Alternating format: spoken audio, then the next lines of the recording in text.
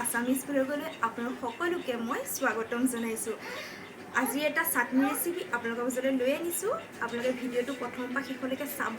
যদি ভাল পায় তেন্তে এটা লাইক কৰিব, কমেণ্ট কৰিব, শ্বেয়াৰ কৰিব আৰু ছাবস্ক্ৰাইব কৰিবলৈ নাপাহৰিব। তেন্তে দেৰি নকৰি ব'লক আমি এই ভিডিঅ'টো আৰম্ভ কৰোঁ।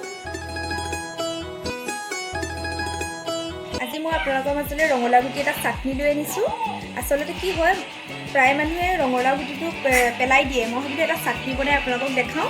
মায়ে আচলতে ৰঙালাও গুটিখিনি ৰ'দত শুকুৱাই থৈছিল।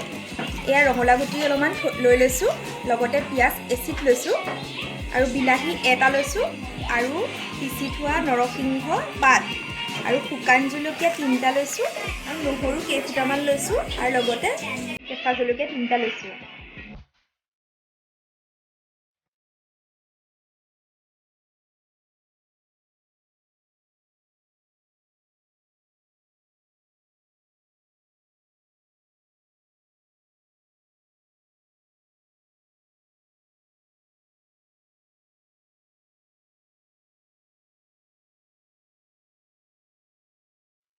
এইকেইটা মই একেলগে আচলতে পিচি লওঁ আৰু পিছতহে বিলাহী আৰু নৰসিংহ পিচি থোৱা একেলগে মিলাই দিওঁ।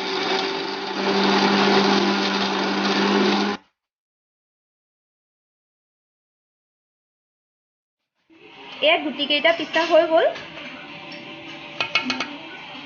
এতিয়া মই এই বিলাহীটো যে ৰাখি থৈছিলোঁ, এই বিলাহীটো ইয়াত এইদৰে কাটি দিম। যিহেতু পিচ খাবই, গতিকে ডাঙৰ ডাঙৰকৈ দিলেও হ'ব, একো নাই।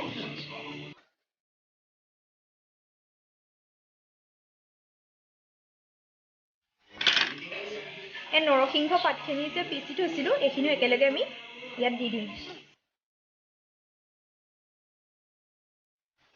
আৰু নিমখ আপোনালোকৰ সোৱাদ অনুসৰি দি দিব ইয়াত।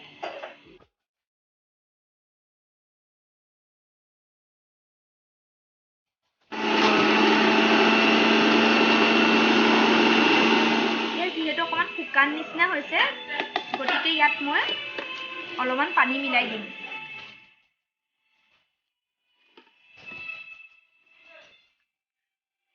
আকৌ এতিয়া মই মিক্সিটো চলাই দিম। ৰঙালাও গুটিৰ চাটনিখিনি আমাৰ ৰেডি হৈ গ'ল।